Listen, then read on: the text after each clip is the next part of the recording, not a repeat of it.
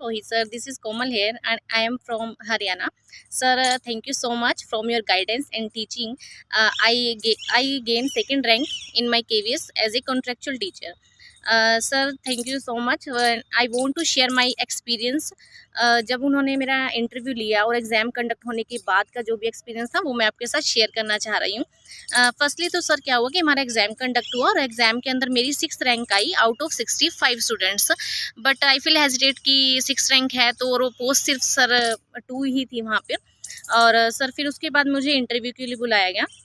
Interview में enter करते ही उन्होंने मेरा इंट्रोडक्शन तो नहीं लिया because of he already see my documents etcetera and then they put up the questions about my qualifications and I gave them the answer. But sir, they put up the questions about my school where I taught in 2019.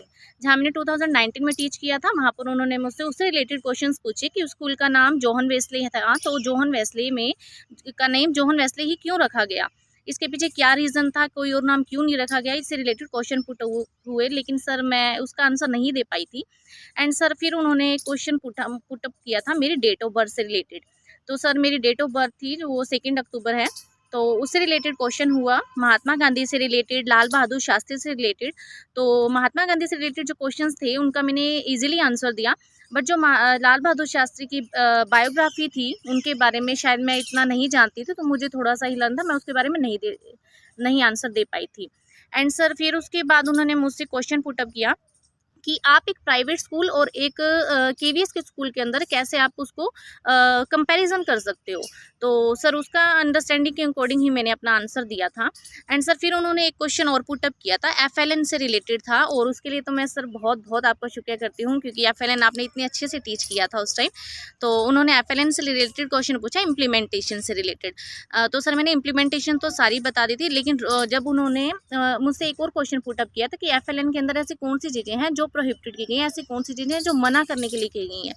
तो sir मुझे सिर्फ एक road learning का पता था, लेकिन जो 2 questions और थे, 2 और उसके पॉइंट्स थे वो मैं लर्न नहीं कर पा रही थी, रिकॉल नहीं कर पा रही थी वहाँ पर। तो मैंने सॉरी फील किया एंड दे से ओके।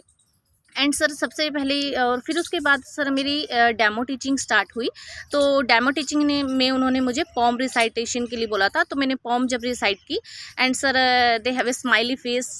एंड सर जब उनका स्माइली फेस देख कर ना तो मुझे बहुत ज़्यादा मोटिवेशन फील हुआ। और उस टाइम मुझे आपकी भी ये बात याद आ रही थी कि आप अपना डेमो अच्छे से प्रिपेयर कीजिए। तो सर जब मैंने डेमो टीचिंग की एंड उसके बाद उन्होंने मुझसे फिर से मुझे वहीं बिठाया, और फिर उन्होंने मुझे, ऐसा नहीं था कि मुझे बिल्कुल ही नेगेटिव वे में लेना, नहीं सर।